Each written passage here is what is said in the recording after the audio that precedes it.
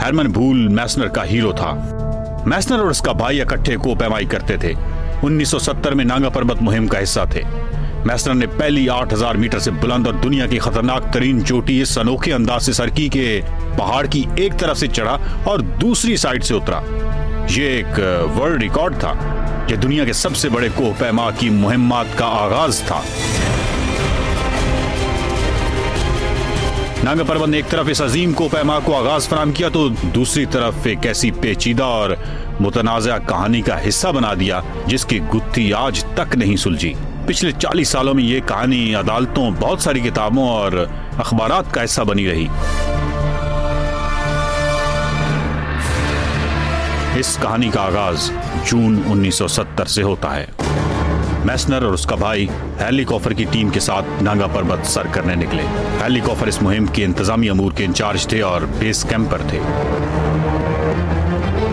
6 हफ्तों की मुशक्कत के बाद टीम 7350 मीटर की बुलंदी पर थी और नांगा पर्वत की चोटी सिर्फ 775 मीटर पर इनकी मुंतजिर थी। बेस कैंप पर मौजूद हेलीकॉप्टर के साथ तय हुआ कि अगर मौसम खराब हुआ तो मैसनर अकेला चोटी की तरफ जाने की कोशिश करेगा और अगर मौसम साफ हुआ तो सारी टीम जाएगी।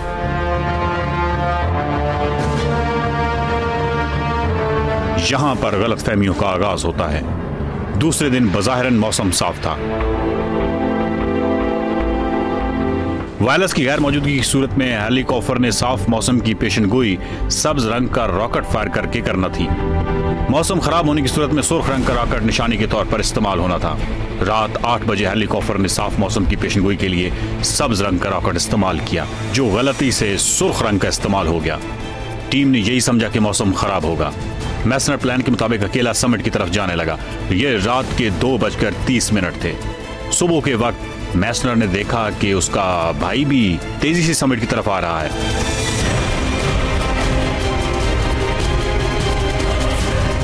मैसनर का भाई जानता था कि मौसम साफ है। वो समिट तक जाने और वर्ल्ड रिकॉर्ड का हिस्सा बनने के लिए बेचैन हो रहा था। मैसनर ने बाद में बताया कि वो एक खूबसूरत दिन था।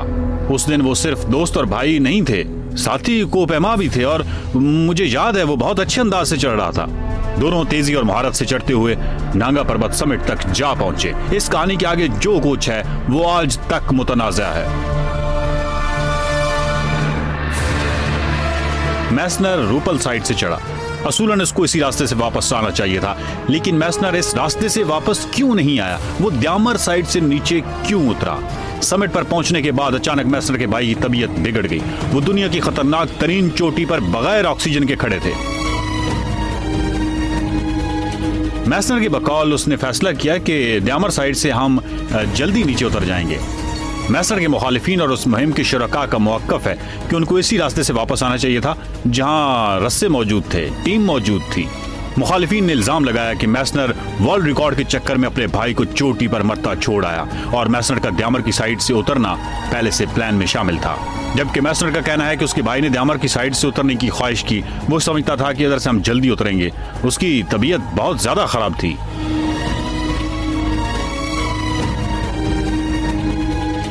एक तनाज़ा यह भी है कि टीम के एक मेंबर की वायरलेस पर मैसनर से बात भी हुई।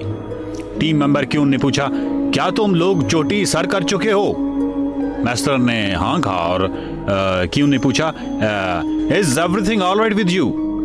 मैसनर ने जवाब दिया, यस एवरीथिंग ऑलराइट। बाद में इस मुख्तसर गुफ्तगू को केस का हिस्सा बनाया गया और मैसनर से पूछा गया कि जब तुम्हारा भाई बीमार था तो तुमने ये क्यों कहा कि यस एवरीथिंग ऑलराइट? मैसनर का कहना है कि जब आप नॉर्मल जिंदगी में होते हैं तो यकीनन बताते हैं कि आपका भाई या आप बीमार हैं, लेकिन 8000 मीटर की बुलंदी पर अगर आप सिर्फ जिंदा भी हों तो भी ऑल राइट कहना ही मुनासिब है। मैं मुतमईन था कि हम दोनों जिंदा थे और वापस आ रहे थे। मैसनर का कहना है कि हम समिट पर पहुंचे और हमने उतरना शुरू किया। मेरा भाई बीमारी की वजह से सुस्त रवैये से उतर रहा था। मेरी पांव की 7 उंगलियां बर्फ से जल चुकी थी। मैसनर 2 घंटों की मुसाफत पर अपने भाई से आगे था। कभी दोनों एक दूसरे को देख सकते और कभी ओझल हो जाते। नीचे ग्लेशियर तक पहुंचने के बाद मैसनर ने काफी इंतजार किया। वो फिर वापस गया और चीखा, आवाजें दी। मैसनर की अपनी हालत बहुत खराब थी। उसको कहीं भाई नजर नहीं आ रहा था। मकामी अफराद मैसनर को रायकोट पुल तक लाए और जहां से पाकिस्तान आर्मी ने उसको गिलगित पहुंचाया। दूसरी तरफ हैरली कॉफर की टीम भी गिलगित पहुंच चुकी थी।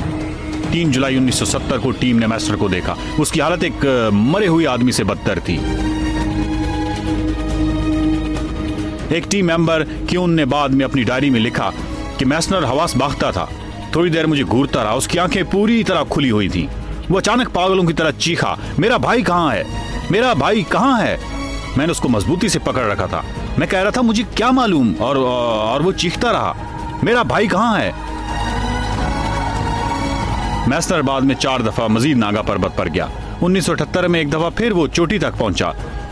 भाई की तलाश उसे बार बार वापस नागा पर्वत आने पर मजबूर करती रही।